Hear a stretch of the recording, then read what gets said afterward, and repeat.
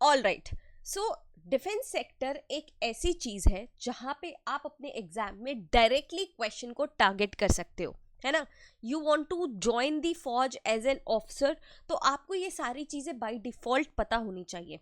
और अच्छी बात ये है कि आपको वन लाइनर ये सारे सेक्शन में से क्वेश्चंस भी आते हैं। It could be question from Indian army, navy या एयरफोर्स के ऑर्गेनाइजेशनल स्ट्रक्चर से, क्वेश्चंस आते हैं इक्विवेलेंट रैंक से, कमांड मतलब अलग अलग फोर्सेस के अलग अलग कमांड कहाँ पे है, डिफेंस ट्रेनिंग इंस्टीट्यूट्स के बारे में, वेपन्स और इक्विपमेंट्स। आप ये प्रीवियस ईयर क्वेश्चन पेपर्स अगर उठा लोगे, there is at least 1 to 2 question every time which comes from the defence section. तो आप आसानी से प्रेडिक्ट कर सकते हो क्योंकि बहुत बड़ा सेक्शन नहीं है ये। तो let us just complete it in this video. आपको ये अपने सारे डिफेंस एग्जाम्स में यूजफुल होंगे, ठीक है। स्टार्टिंग फ्रॉम इंडियन आर्मी, समझते हुए चलना, मतलब एक जोश के साथ पढ़ना, बिकॉज दिस इज समथिंग जो आप अपनी लाइफ बनाना चाहते हो, है ना। तो एक जोश के साथ शुरुआत करना। सबसे पहले डिफेंस में सबसे बड़ा कौन होता है? President of India. जो प्रेसिडेंट ऑफ इंडिया होते हैं उनको सुप्रीम कमांडर माना जाता है तीनों फोर्सेस का, चाहे वो आर्मी हो, नेवी हो या एयरफोर्स हो, है ना। हेडक्वार्टर्स कंबाइंड दिल्ली में है, न्यू दिल्ली में है। और उसके बाद इंपॉर्टेंट पोर्टफोलियो होता है COAS, chief of army staff. इसके साथ आपको ये नॉलेज होनी चाहिए, आप अपनी प्लीज़ नोटबुक मेंटेन करते हुए चलना, और जितनी बातें मैं आपको कह रही हूँ उसको प्लीज़ एक बार गूगल ज़रूर कर लेना। नंबर 1 थिंग, अभी के करेंट COAS मतलब आर्मी चीफ कौन है और वो कितने नंबर के हैं, है ना। 29th है, 30th है, उससे प्रीवियस वाले कौन थे ये भी आप याद रखना, ठीक है। जैसे ये मनोज पांडे जो है ये रिसेंटली अपॉइंट हुए हैं, तो ये कौन से नंबर के COAS है ये भी इंपॉर्टेंट है। और इससे पहले जो नरावने साहब थे इनका नाम भी इंपॉर्टेंट होगा, याद रखना, ठीक है।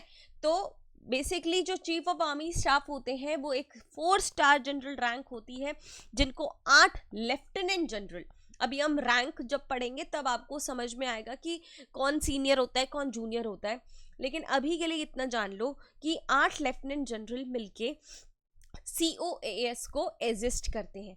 उन 8 में से एक होते हैं वाइस चीफ, 2 होते हैं डिप्यूटी चीफ, एक मिलिट्री सेक्रेटरी होते हैं, एक एडजुटेंट जनरल, एक क्वार्टर मास्टर जनरल, एक मास्टर जनरल ऑफ ऑर्डिनेंस और एक इंजीनियरिंग इन चीफ होते हैं, जो मिलके चीफ ऑफ आर्मी स्टाफ को एग्जिस्ट करते हैं। तो ये उनका ऑर्गेनाइजेशनल स्ट्रक्चर है। स्टार्टिंग से बात करें तो मोटो क्या होता है आर्मी का?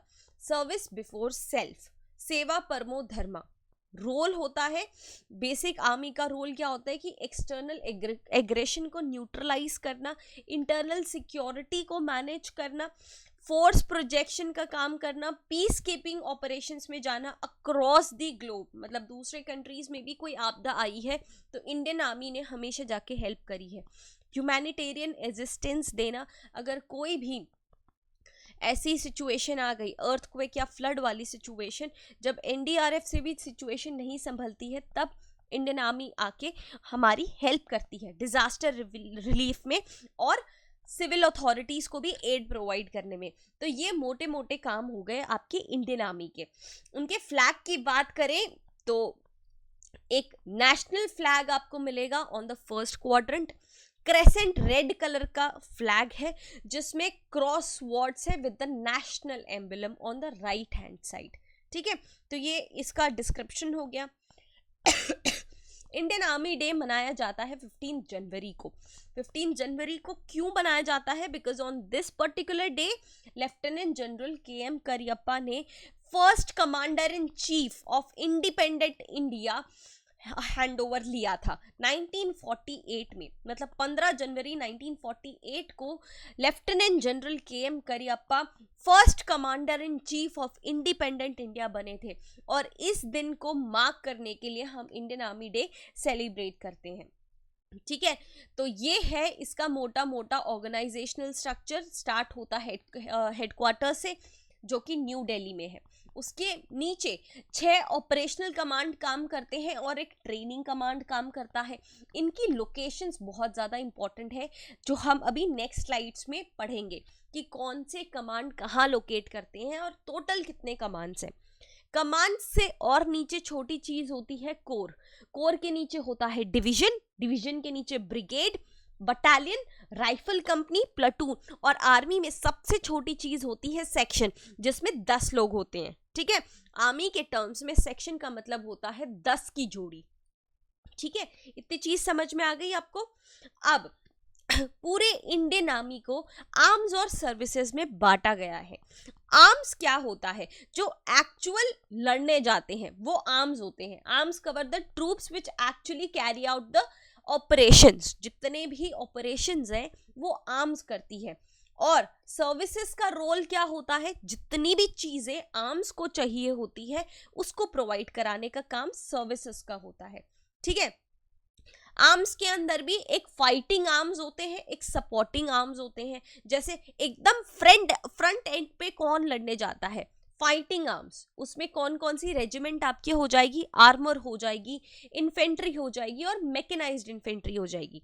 जबकि सपोर्टिंग रोल्स में आपकी आर्टिलरी हो जाएगी, इंजीनियर्स हो जाएंगे, army air defence, army aviation core और सिग्नल्स हो जाएगा।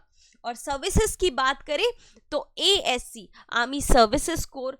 एक्चुअली इन सब के बारे में आपको थोड़ी थोड़ी नॉलेज होनी चाहिए, क्योंकि आपको SSB में पूछा जाता है कि which arm do you want to join in Indian army, या तो कोई भी फोर्स जिसके लिए आप SSB देने के लिए गए हो। तो थोड़ा सा रीड आउट कर लेना, अगर थोड़ा इंटरेस्ट आएगा, थोड़ी नॉलेज शो होगी तो it will be good for you. Army medical corps, जिसमें डॉक्टर्स होते हैं, ordnance corps, corps of electronics and mechanical engineering, remounted veterinary corps और इंटेलिजेंस कोर, है ना। बाकी आते हैं उनके ट्रेनिंग इंस्टीट्यूट्स। इनकी लोकेशन बहुत इंपॉर्टेंट है। आई वुड से कि आप एक मैप ले लो, पॉलिटिकल मैप ले लो और उसी में पॉइंट आउट करना शुरू कर दो। मैंने प्रीवियस जितनी भी वीडियोस बनाई हैं वो उसी तरीके से बनाई हैं ताकि आपका मेंटल इंप्रेशन बहुत तेज़ बन जाए, मेमोरी आपकी एकदम तेज़ बन जाए। राइट, यहाँ पे एक बार रीड आउट कर लेते हैं। National defence academy NDA Pune में खड़कवासला में लोकेटेड है। Sorry, Indian military academy IMA is in Dehradun. Sorry, OTA is in Gaya and OTA is in also Chennai. Military college of electronics and mechanical engineering कहाँ पे है? सिकंदराबाद में। Military college of telecommunication engineering Mhow में है। College of military engineering is in Pune. Infantry school भी आपका महू में है। Commando school is in Belgaum. Combat army aviation training school आपका नासिक में है। High altitude warfare school is in Gulmarg. School of artillery is in Nashik. Army air defence का college आपका गोपालपुर में है, जबकि counter insurgency and jungle warfare school आपका बैरिंगटे में है। ठीक है, और ये भी इंपॉर्टेंट रहेगा यहाँ पे, army airborne training school is इन आगरा। ठीक है, अब थोड़ा सा एयरफोर्स पे फोकस करते हैं। एयरफोर्स डे कब बनाया जाता है? इट इज सेलिब्रेटेड ऑन 8 अक्टूबर। इसके भी हेडक्वार्टर्स कहाँ पे है? न्यू दिल्ली में है। ठीक है, न्यू दिल्ली में। और इसका फॉर्मेशन क्या होता है? रिलेटिवली छोटा है as compare to Indian army. Commands इसमें होते हैं, कमांड्स में 5 ऑपरेशनल कमांड है, 2 फंक्शनल कमांड है। उसके नीचे आपके विंग्स आ जाएंगे, विंग्स के नीचे स्क्वाड्रंस आ जाएंगे और स्क्वाड्रन से नीचे आपकी फ्लाइट्स आ जाएगी।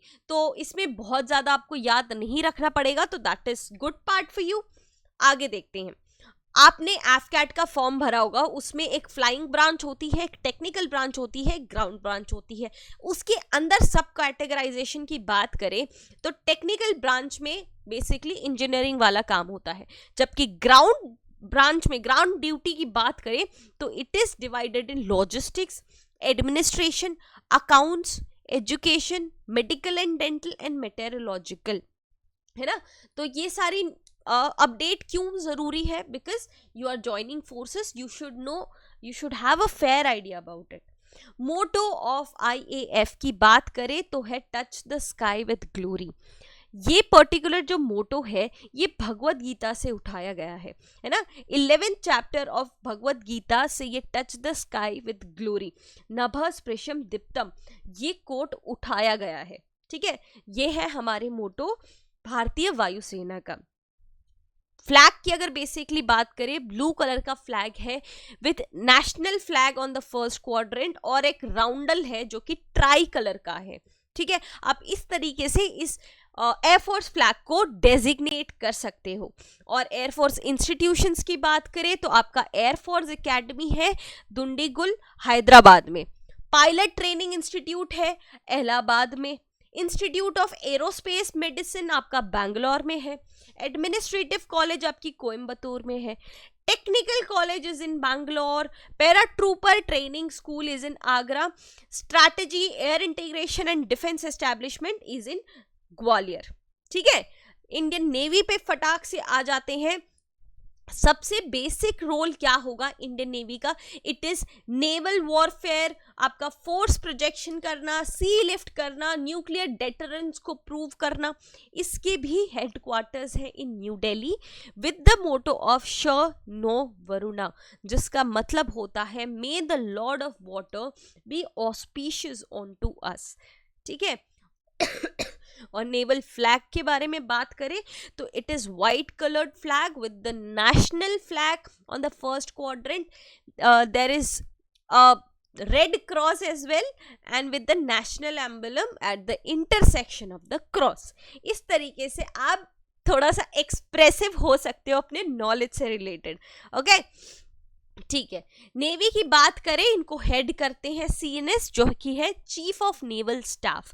आपको याद होना चाहिए current chief of naval staff कौन है, जो कि एक एडमिरल रैंक के ऑफिसर होते हैं। उनको एजिस्ट करते हैं vice chief of naval staff, vice admiral, और इंटीग्रेटेड हेडक्वार्टर को भी सीएनएस ही हेड करते हैं। ठीक है, this should be little clear to you.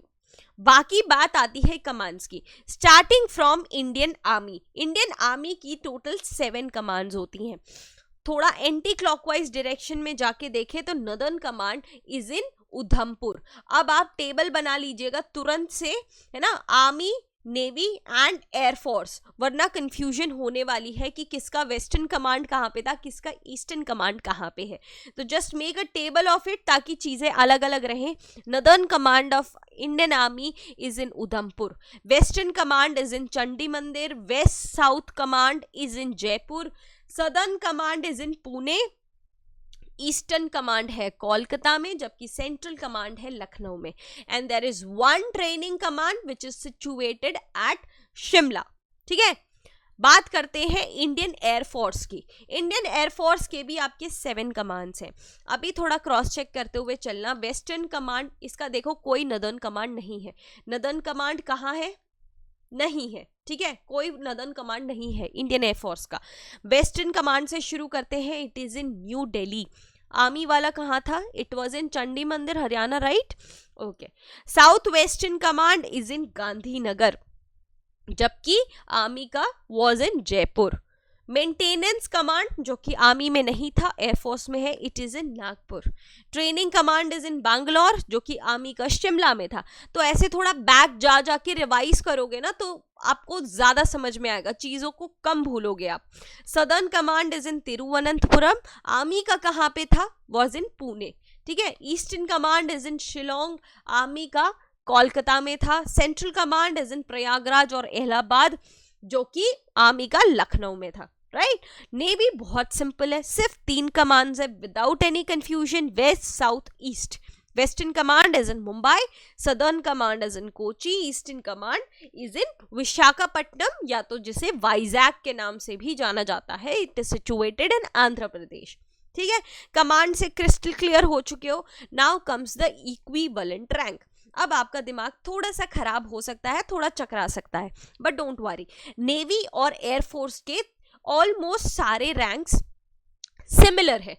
Army के थोड़े डिफरेंट है, बट दे आर इजी। थोड़ा प्रैक्टिस करोगे, रोज रोज देखोगे तो यूल गेट टू नो। ठीक है, ओके।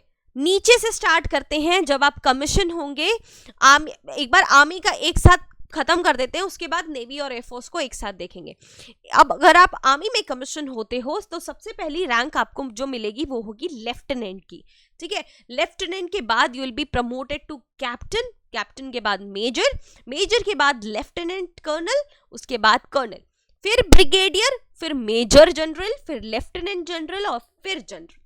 क्लियर? ठीक है। नेवी और एयरफोर्स की बात करें, स्टार्टिंग का थोड़ा सा अलग है, then it is same. Navy में आप कमीशन होते हो तो सबसे पहला रैंक आपको मिलता है सब लेफ्टिनेंट का, जबकि एयरफोर्स में you will get flying officer.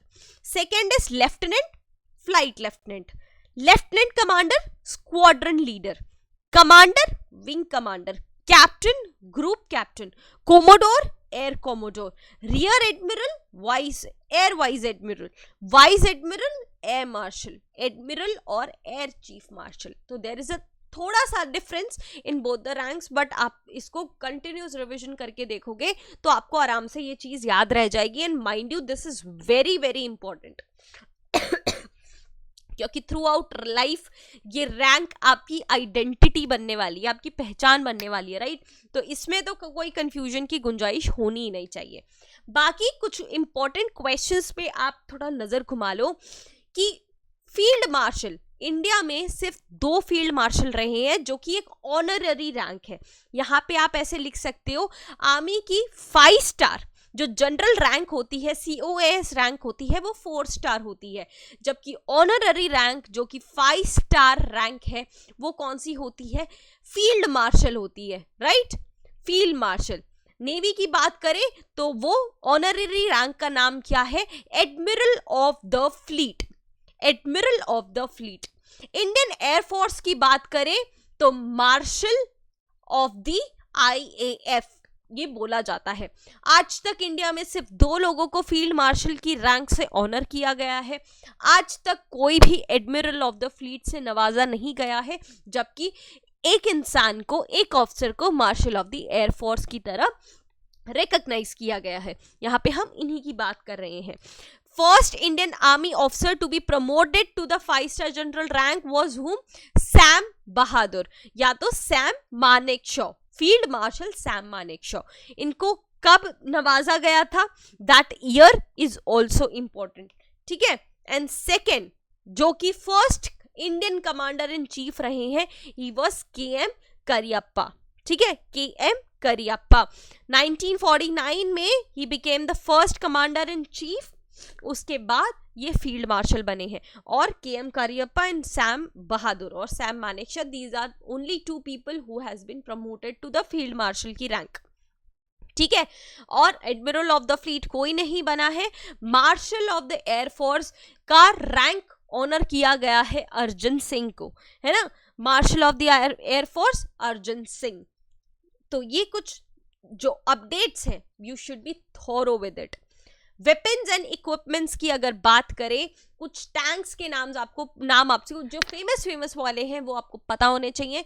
वो आपसे डायरेक्टली 1 लाइनर क्वेश्चन आ सकता है। Some of the important tanks are T-55, T-72, T-90 Bhishma tank, P-76 Arjun which has been developed by DRDO। नाम याद रखने हैं। आर्टिलरी हैज फॉलोइंग इक्विपमेंट्स, जैसे कि अग्नि जो है इंटरकॉन्टिनेंटल बैलिस्टिक मिसाइल है।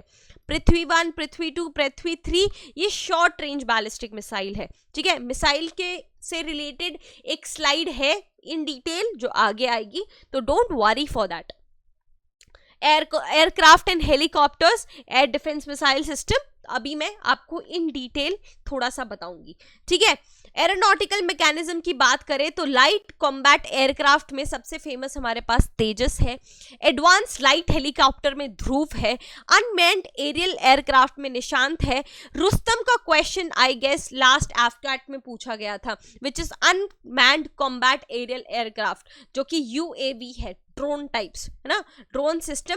लक्ष्य न्यूक्लियर केपेबल एयरक्राफ्ट कौन कौन से हैं? सुखोई Su-30, मिराज 2000, MiG-29 और रफेल, जो कि डसॉल्ट एविएशन फ्रांस से बिलोंग करता है। अब ये कुछ डिटेल में न्यूज है जो लोग खासकर एयरफोर्स को टारगेट करते हैं उनके लिए जानना बहुत ज़रूरी है। तो आई will share the PDF with you, तो आप उसमें से रीड आउट कर लेना। I am not going through very in much detail, क्योंकि रिटन एग्जाम के लिए ये बहुत ज़्यादा इंपॉर्टेंट नहीं है, एक आधा क्वेश्चन आ सकता है, but I will share the notes with you. Rafale के बारे में है, it is about Sukhoi Su-30 MKI, it is about Tejas as well, Tejas के सारे नेवल वर्जन और ट्रेनर वर्जन के बारे में यहाँ पे मेंशन्ड है।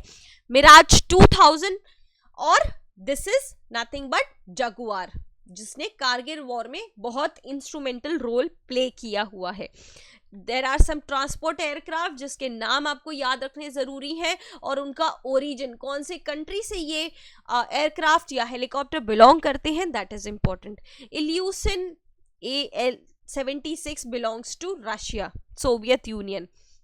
बोइंग C-17 USA से आता है, C-30J सुपर हर्क्यूलिस भी हमारा USA से आता है, Antonov AN-32 comes from Ukraine, जबकि डॉर्नियर 228 कम्स फ्रॉम जर्मनी। कुछ इंपॉर्टेंट हेलीकॉप्टर्स के नाम जान लो और उसका रोल क्या है और कौन सी कंट्री से आते हैं, प्लीज नोट इट डाउन। हमारा हाल का light combat helicopter Indian origin का है, that is attack helicopter.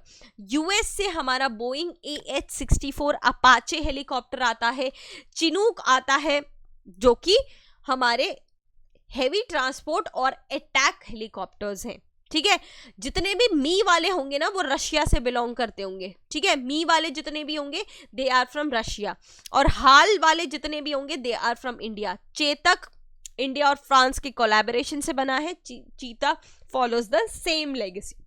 Okay, अब ये कुछ है मिलिट्री एक्सरसाइजेस।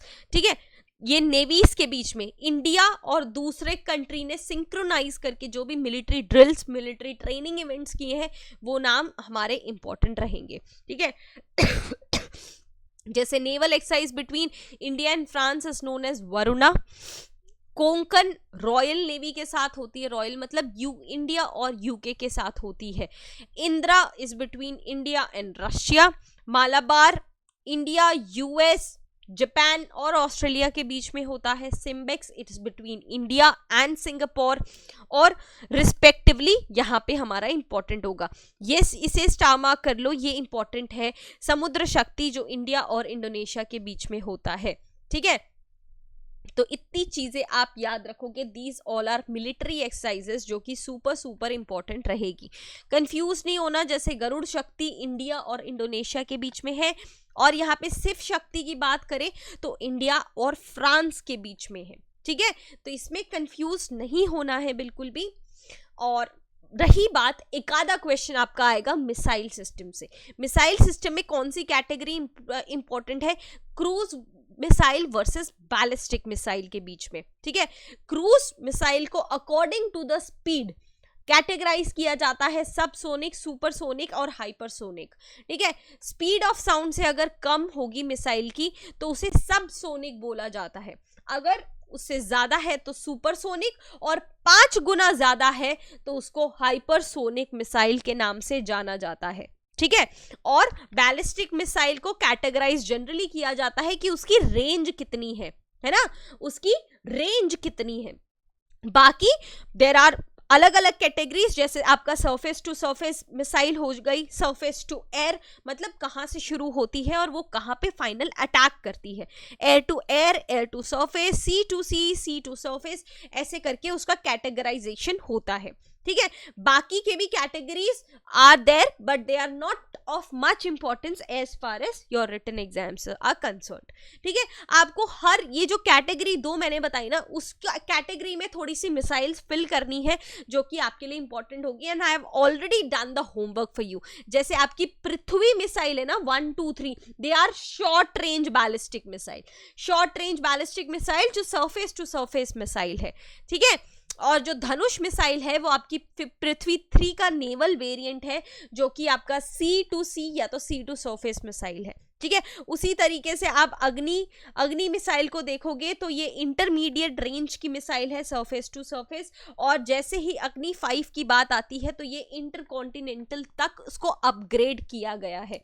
ब्रह्मोस मिसाइल एक क्रूज मिसाइल है जो कि बहुत ज़्यादा इंपॉर्टेंट है, और इस ये तीनों लैंड, सी और एयर से लॉन्च हो सकती है। ठीक है, आई have already done the homework for you. आपको बस शांति से बैठ के इसको रीड आउट करना है ना, शांति से बैठ के बस रीड आउट करना है। इतनी कैटेगरीज के क्वेश्चन आपको डिफेंस रिलेटेड आ सकते हैं। ठीक है, अगर आपको कोई और स्पेसिफिक कैटेगरी को सिंप्लीफाई करके पढ़ना है तो please let me know in the comment section, I will make the video on that particular topic. ठीक है, बाकी collect the PDF from the Telegram group. Anything else, please let me know. I'll see you guys in the next series. Till then, goodbye and Jai Hind.